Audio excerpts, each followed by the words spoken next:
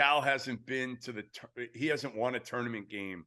And I think, let me pull it up. It's 1,385 days now. That was the last time. Now the tournament was obviously canceled in 2020, but I'm trying to just refresh my memory. I know last year they lost to St. Peter's. 2 years ago they were terrible. They didn't make the tournament. That's Remember, right. that was the kind of pandemic. They were 9-16. Yeah, they stunk. Okay. And then this year they're 1-3 in the SEC for the first time since 1986-87. Rob. Wow. So the natives are getting restless because Big Blue Nation, they're tired of getting all these players. And I think it kind of started years ago in a sense. I mean, they were so good early, right? He went to, I think it was like, four times that he got to the Final Four in the first 6 years or something like that. It was their team with Anthony Davis, the one it all, was unbelievable. The talent on that team is crazy. He picked up, I mean, again, he took over for Billy Clyde, and he brought all those dudes there. So from day one, it was like John Wall, DeMarcus Cousins, Eric Bledsoe. They had dudes from day one.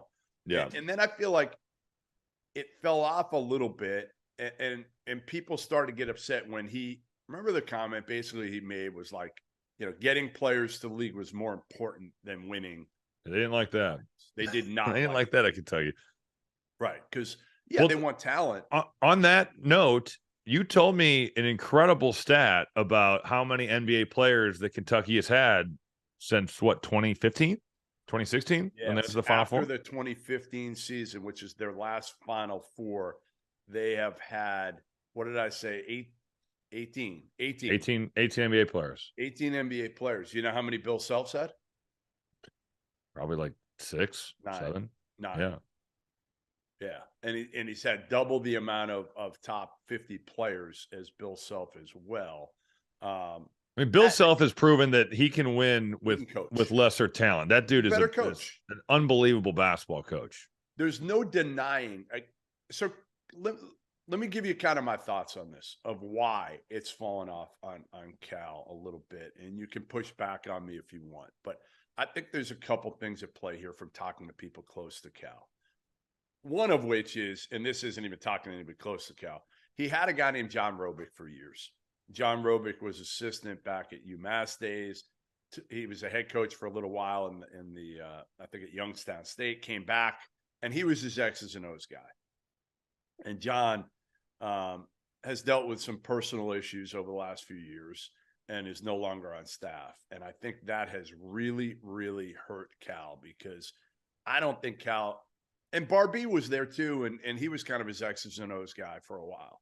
And he's gone now. He's back as a head coach in the MAC at one of those directional Michigan schools. I can't get them all straight, so I can't remember. I think it was Western. Way to dig deep in your research. Might be Central. It's either Central or Western, because I know it's not Western, because no, it's not Western, because that's Dwayne Stevens from Michigan. So then it is Central Michigan.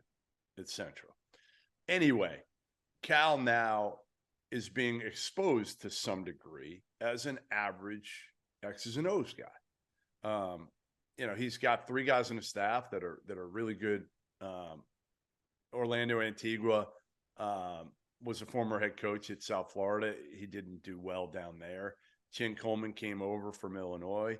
KT Turner came over this year as an assistant. I just don't know if Cal is listening to those guys, relying on them enough. I don't know who's coaching the team, but again, I think the loss of John Robic has really caught up with John Calipari from an X's and O's standpoint. That's one. Number 2, I think coming out of the pandemic, I don't think Cal's had the same work ethic that he once did. I think recruiting or where? Recruiting. Probably everything a little bit. Doesn't he have the number 1 class in the country coming in next year? He does next year. But it's well, all I'm saying is he might, one of them was hand fed to him, which is DJ Wagner, right? Like all he had to do really was beat out Kenny Payne. But still, he's got the number 1 player in the class. He does. But again, that was given to him by DeJuan Wagner, who he coached at Memphis. That was like handed to him, spoon fed. Okay. Like, he still deserves credit for it. I mean, he's got the number 1 class in the country next year. So it's not just recruiting. I'm told it's everything. It's everything that, prior to the pandemic, he just knew one way. grind, don't stop, nonstop. And then everybody in the pandemic, it changed everything. No, I mean, obviously, life came to a halt. Yeah. From a recruiting standpoint, it was like, all right, you don't have to travel as much. From a work standpoint, it was like, all right, this is kind of nice, right? Like, I don't have to go at the same 100 miles an hour. I can figure out different ways now. And I think he enjoys that. I honestly think it's something where it's like, all right, I've earned it. I'm 63 years old. I'm in my 60s now. I'm not going to work like I did in my 40s or maybe even 50s. Yeah. And I think that has, I don't know if caught up with him is the right word, but it's changed. It's changed kind of the way he works. And again, like when you looked at this team before the season, Rob, didn't you think like, all right, they got a chance. They got shooters. They got the best big man in the country. They got everything. They had everything. 2 point guards, a pro in Casey Wallace, maybe not as many pros. That's the one difference, right? This Kentucky team doesn't have the number of pros that they're accustomed to having.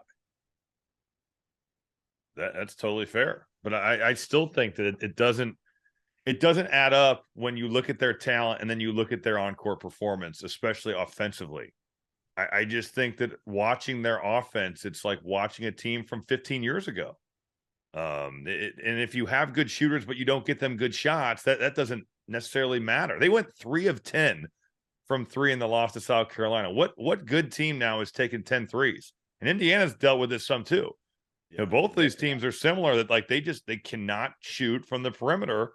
But you have CJ Frederick, who, oh, by the way, shot 47%. But you have to get him looks. Right. You can't just be like, okay, yes, he's a good shooter. Right. If you play him in horse, he's going to make everything he takes. Right. But if he's taking contested threes, which if you're not generating good looks, I just that doesn't matter. He needs to be open. He needs somebody else to get him the ball in a place where he can use the skill that he has. So what do you do? I wrote a story yesterday about that, and I talked to a couple coaches that have played Kentucky so far this year, and one of them, I'll give you a couple of the quotes. I know you were really busy, so you didn't read it because you've been, I don't read any of your stuff. Yeah, well, I don't blame you. He said, here's one quote. I think he's lost the players. Their offense is so shitty. He doesn't run anything for their guards. He has no idea how to use Casey Wallace. I mean, it's hard to argue with that. No, I don't. I don't argue with that. But you asked, what should they do? Yeah. There's still no debating that if you have the number 1 class in the country, there's not many people that or many universities that have that type of talent, recruiting ability. Right. You lost to I South think Carolina. if I'm Mitch Barnhart, I'm going to Cal and I'm saying the staff needs we need an X and O offensive guy. Whether it's John Beilein, not that I'm saying that he'd come, but somebody of that ability to where, all right, you're getting an offensive coordinator.